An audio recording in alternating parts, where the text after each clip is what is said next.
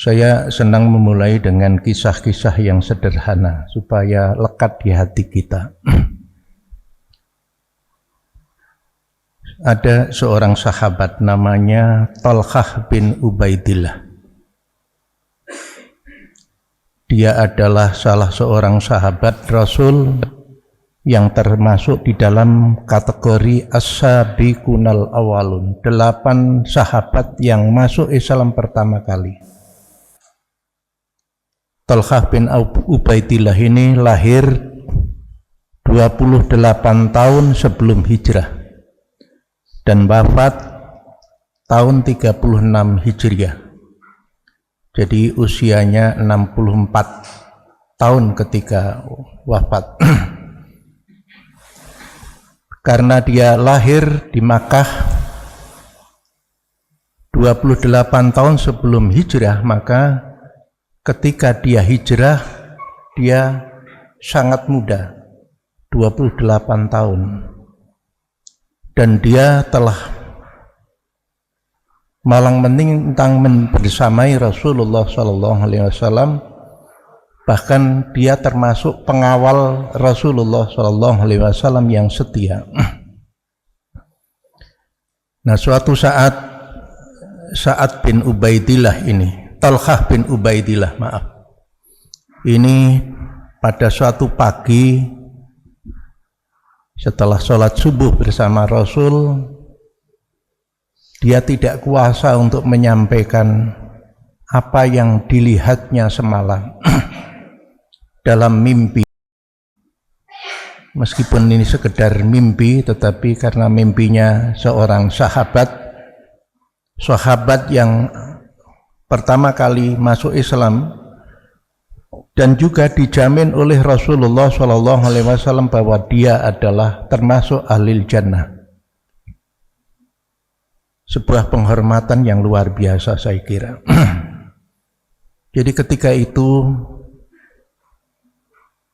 dia bercerita pada sahabat-sahabatku, kau mengerti bahwa aku hijrah ketika Rasul menjalankan hijrah, dan aku bersamamu telah sekian tahun, dan aku mengetahui perkembangan yang ada di Madinah sejak awal. Saya pernah menyaksikan ketika 2 orang pemuda dari suku Khuza'ah, dua-duanya masih muda, masuk Islam. Saya ada di dekat Rasul ketika Rasul mensyahadatkan mereka. Ternyata tadi malam aku memimpikan 2 sahabat ini. Sahabat itu sebagaimana yang kita sama-sama ketahui, setelah masuk Islam semangatnya luar biasa.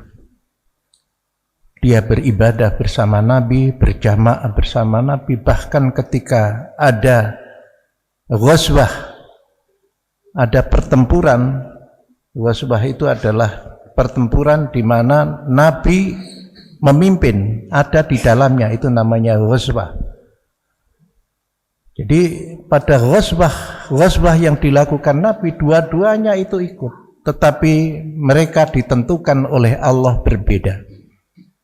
Kau tahu, salah satu sahabat dari 2 sahabat pemuda suku Khuza'ah itu, yang satu mati syahid ketika perang bersama dengan Rasulullah, sedangkan yang satunya lagi dia masih diberikan umur yang lebih panjang. 1 tahun kemudian baru dia dipanggil oleh Allah lantaran didahului sakit. Nah, saya menganggap bahwa yang berpulang karena mati syahid itulah yang kemudian masuk surga lebih awal dari yang umur panjang, yang karena sakit. Tapi tadi malam saya bermimpi seolah-olah saya ada di dekat pintu surga, dan aku mendengar orang-orang dipanggil untuk masuk surga. Aku sangat kaget ketika sahabat yang diberikan umur panjang 1 tahun lagi, 1 tahun kemudian baru meninggal karena sakit, itu dipanggil lebih awal dibandingkan dengan sahabat yang wafat karena syahid. Jadi nampaknya itu mengagetkan. Begitu dipanggil, barulah kemudian berikutnya adalah sahabat yang dia wafat karena syahid. Nah, waktu itu pada subuh kali itu orang-orang merasa tercengang juga. Masa iya? Tentunya yang wafat karena syahid itu karena membela ajaran agama Allah, tentu dia didahulukan ke surganya. Tetapi kenapa justru yang dipanjangkan umurnya setahun, dia justru dipanggil lebih dahulu?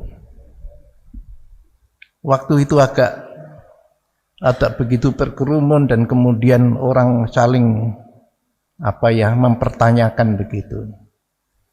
Maka sampailah itu Rasul menyaksikan dan kemudian Rasulullah bertanya, ada apa wahai Tulhah?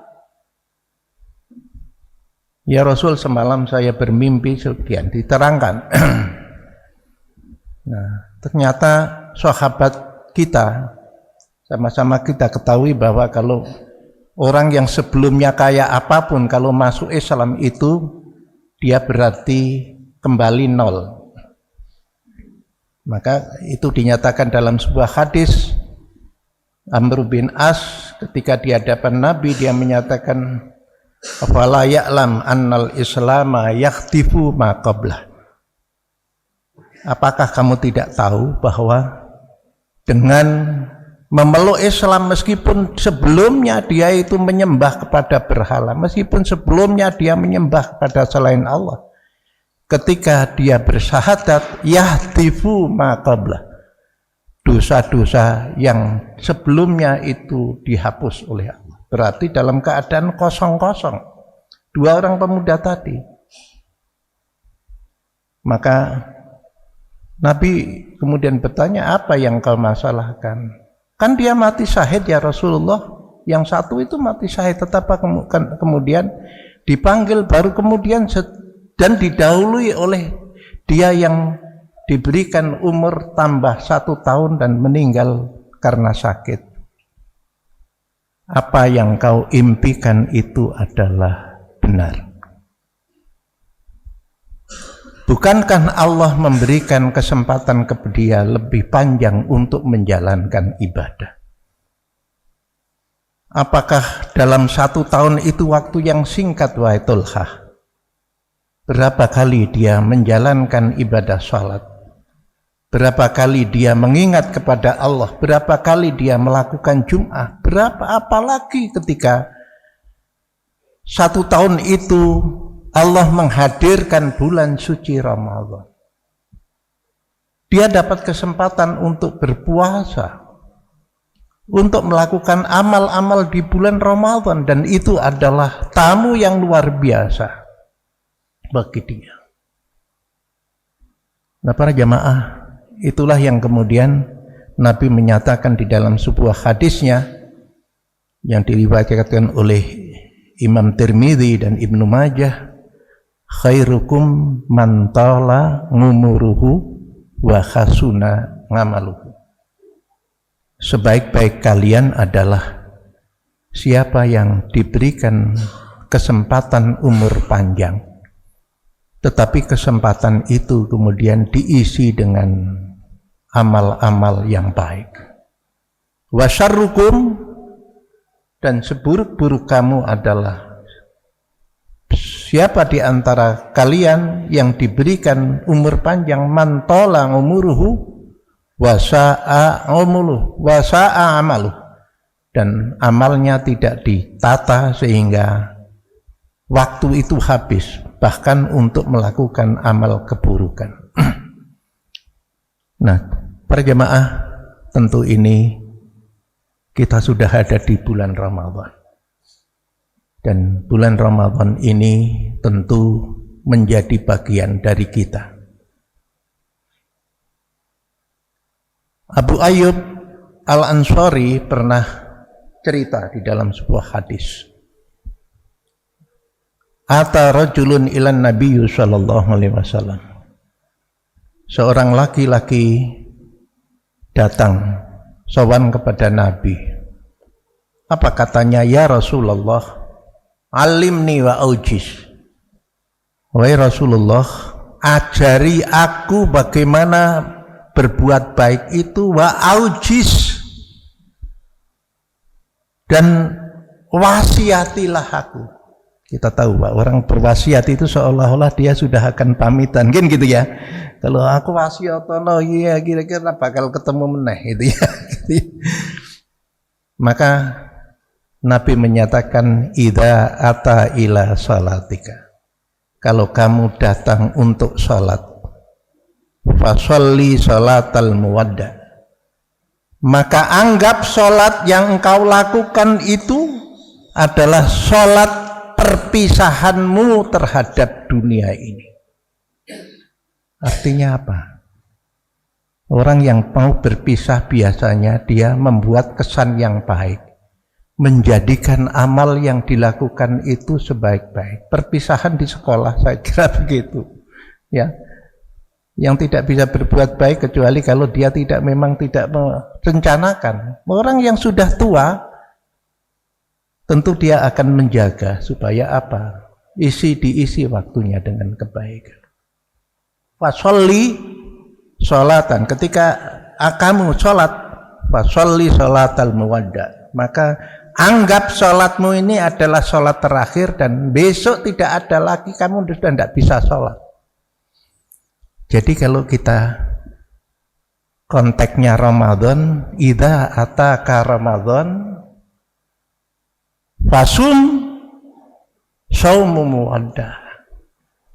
Kowe nek ditekani Ramadan isih nemoni Ramadan, gunakan kesempatan dan anggap besok tahun depan sudah tidak bisa lagi kita. Ini Ramadan terakhir. Sehingga puasa kita, sehingga sholat kita jadikan sebagai bagian, karena kesempatan lain kita sudah tidak. Nah, ini saya kira memotivasi kita diberi kesempatan nyata-nyata, ya, yang kita ini kan rata-rata hampir ini kan sudah lebih dari 60, lebih kadang malah 70, ya. Sudah itu saya kira sudah memang harus. Nah, apalagi kemudian kalau kita kemudian membaca firman Allah Subhanahu wa taala dalam surat At-Tahrim ayat 6. Allah menyatakan, ya ayyuhalladzina amanu qu anfusakum wa ahlikum nar. Dan itu ketika kita di bulan Ramadan ini kita dianjurkan supaya membaca 4 kalimat yang duanya itu ringan, tetapi yang dua adalah sungguh luar biasa itu, yakni asyhadu alla ilaha illallah astaghfirullah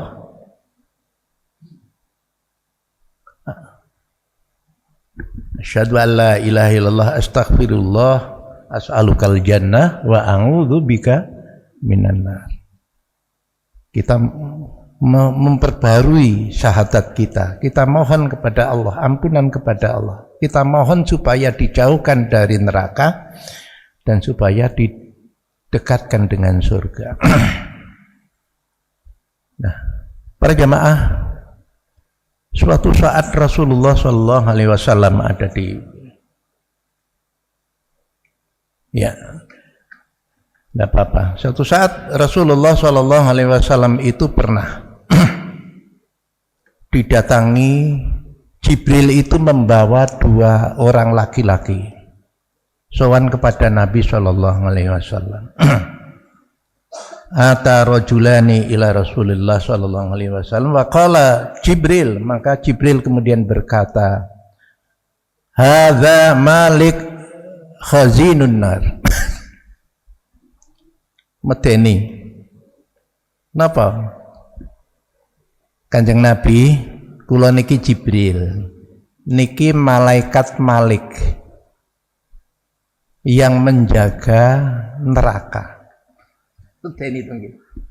Malaikate serem, mesem ora iso. Suntru terus itu ya. Wahada Mikail, dan inilah Mikail yang meringankan orang untuk beramal, yang membagi rizki ini Mikail, wa ana Jibril, dan aku Jibril. Ini Bukhari, hadisnya Bukhari. Nggih. Jadi Kanjeng Nabi niku dikenalke karo lho iki sereme sing jaga neraka, khazinun nar. Khazin itu penjaga. Nah, ketika Rasulullah Shallallahu Alaihi Wasallam bertemu lagi dengan malaikat Malik ketika malam Isra dan Mi'raj, iki kok malaikat kok serem amat, suntrut sedih, kekarnya bukan main ya gitu ya. Bapak Ibu membayangkan malaikat kayak apa ya kan? Belum pernah ketemu dengan malaikat Pak ya? Ya, belum tahu Pak. Apalagi malaikat Israel belum. Ya, malaikat itu apalagi yang namanya penjaga, yang namanya yang pemikul aras itu luar biasa kuatnya. Mikul kalenggane Gusti Allah di aras itu kuat sekali, dipikul oleh 8 orang, 8 malaikat. Malaikat Thamaniyah 8. Itu dalam riwayat sampai dikatakan gadah kupinge karo pundake iku ya panjang. Makanya perkasa. Nah, ketika itu Rasulullah Shallallahu Alaihi Wasallam kemudian bertanya, ya Jibril, wahai Jibril, kenapa malaikat Malik itu kok tersenyum saja nggak bisa? Tersenyum saja tidak. Apa kata Jibril?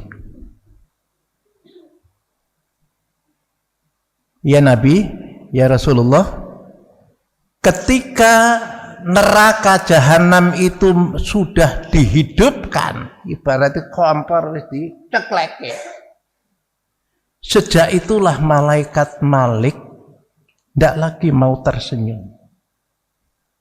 Bapak mau ketemu? Tidak usah ketemu Pak. Maka doa kita adalah kita minta supaya dijauhkan dari neraka. Maka di dalam surat At-Tahrim itu dinyatakan ngalaiha malaikatun ghiladun sidatun la ya'suna ma amarallah idh amarahu wa yaf'aluna ma ta'malu. Malaikat penjaga neraka itu keras, serem, ghiladun sidatun. Ya, kalau orang yang teman jaga kenjaran kok kelelat. Nah, jadi ya Allah, kalau kita senantiasa mohon a'udzubika minar, ya Allah jagalah diriku, lindungi diriku dari api neraka, dan aku mohon kepadamu surga. Ketika kita sholat, tapi sholat juga ketika pindah itu Allahumma ajirni minan nar, ya Allah jauhkanlah aku, jagalah aku dari siksa api neraka. Tetapi sayang sekali, Allah itu sayangnya bukan main kepada kita. Dan semua amal yang diperintahkan oleh Allah itu hakikatnya adalah menunjukkan, menjaga kita supaya kita mempersiapkan diri untuk tidak menjumpai lagi keburukan. Itulah sebabnya maka dalam sebuah hadis qudsi dinyatakan idza kana awwalu lailatin min syahri Ramadan. Manakala telah datang malam bulan Ramadan. Sufidatis sayatin. Setan-setan itu dikerangkeng. Setan-setan itu diikat, ditelikung. Wa maraddatul jin, dan jin-jin yang nakal itu juga semuanya ditikung. Artinya apa? Bukankah kita merasakan bahwa situasi itu kadang-kadang menjadikan kita ini menjadi mudah untuk melakukan amal.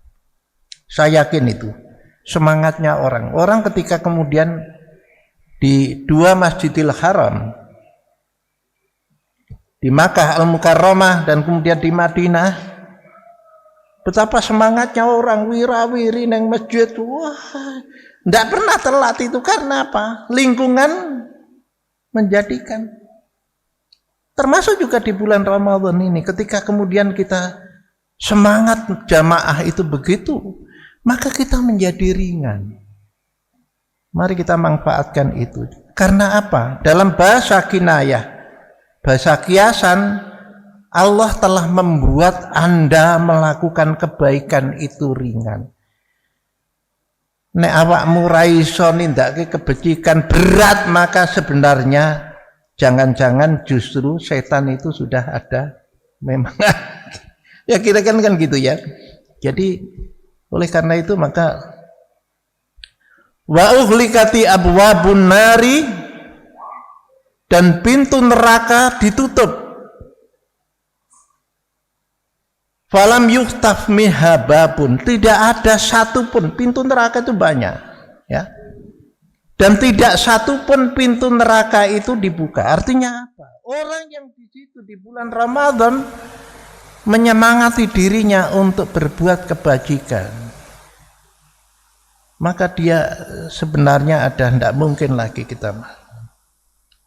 Wa futihat abwabul jannati falam yughlaq minha babun, dan ditutup pintu neraka, dibuka pintu surga seluruhnya, dan tidak ada satu pintu surga pun yang ditutup. Wa yunadi munadiyan ya baghiyal khair, dan manusia diseru oleh Allah. Nampaknya kita didorong, jangan-jangan kalau kita berbuat kebaikan itu, yakinlah bahwa itu adalah dorongan Allah. Dan memanggil seorang pemanggil, ya baghiyal khair, siapa penyuka kebaikan, akbil, ayo ke depan, maju, semangat, ya gitu ya. Jadi ini karena Allah memang mendorong kita untuk semangat. Wa ya baghiyas syarr, wahai orang-orang yang masih suka berbuat jahat, ayo berhenti, aksir, mundur, berhenti, tidak lagi pantas di bulan Ramadan ini. Maka seorang ulama mazhab Hambali namanya Ibnu Rajab itu menyatakan di dalam kitabnya, itu menyatakan bahwa ketika kita puasa ini, waktu kita sehari semalam 24 jam kita ini mendekatkan diri kepada Allah Subhanahu wa ta'ala. Sesuatu yang halal di bulan yang lainnya kita diharamkan. Makan, minum bersanggama dengan istri halal sebenarnya, tetapi jangan dulu. Karena apa? Takarrub. Nah, oleh karena itu maka sangatlah akan menjadikan hampa upaya kita manakala kita masih melakukan sesuatu yang dilarang oleh Allah. Sing halal wae lerena se, apa meneh sing haram.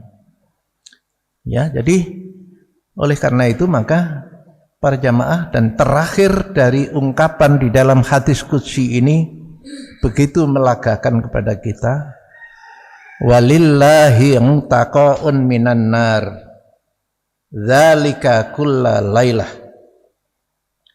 Walillah, dan Allah setiap malam memutuskan seseorang di antara manusia dibebaskan dari api neraka.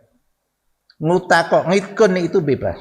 Jadi tiap Allah itu neliti sapa iki tarmuji iki sesuk rasa misalnya kok itu tuh awake dhewe Mas Budi ini enggak usah oh ini masuk tulis dalam catatan berarti apa enggak perlu lagi masuk neraka.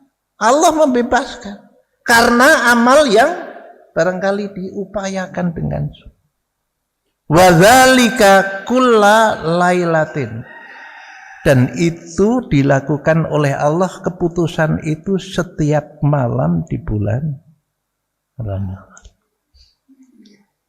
Nah, para jamaah, saya kira begitu indahnya, begitu sayangnya.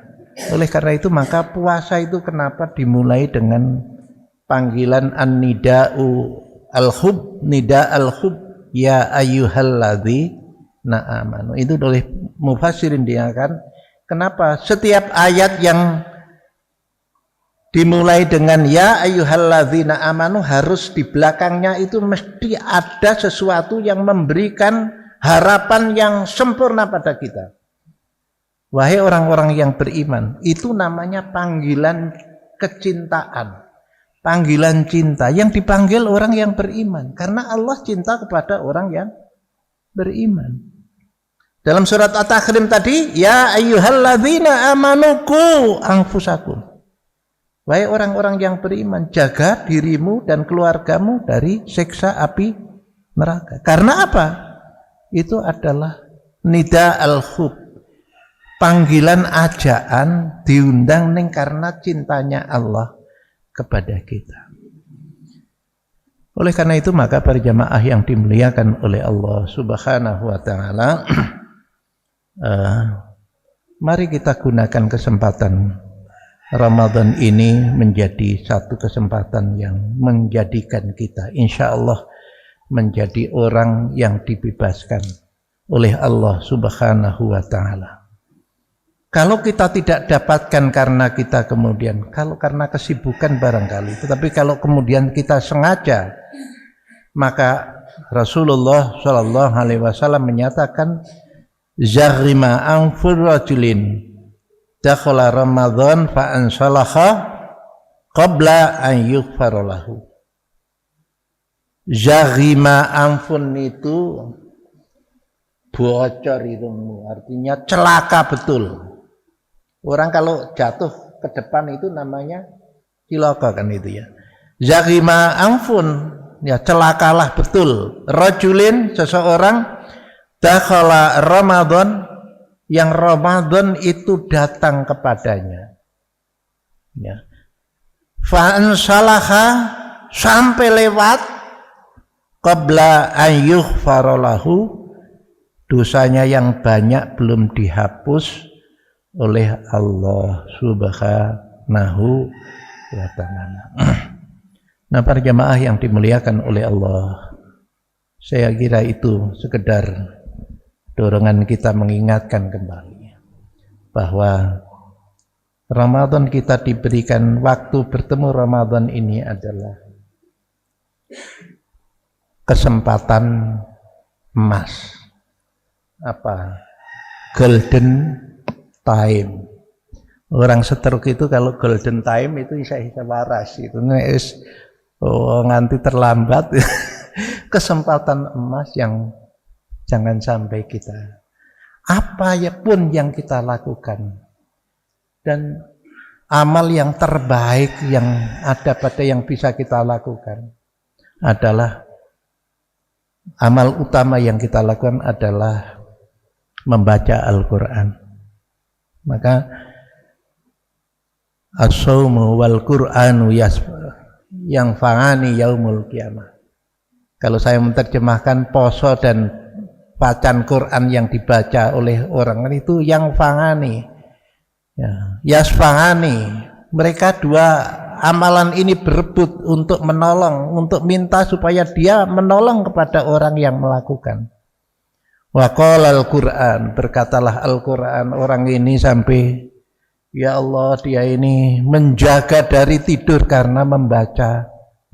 Ya Allah, beri kesempatan kepadaku untuk memberi pertolongan kepadanya. Demikian juga puasa, dia menahan diri dari makan, minum, dan dari nafsu-nafsu rendah. Ya Allah, beri kesempatan kepadaku untuk memberi pertolongan kepadanya. Mudah-mudahan ada manfaatnya. Kalau masih ada waktu, saya kira bisa kita manfaatkan barangkali untuk berdiskusi.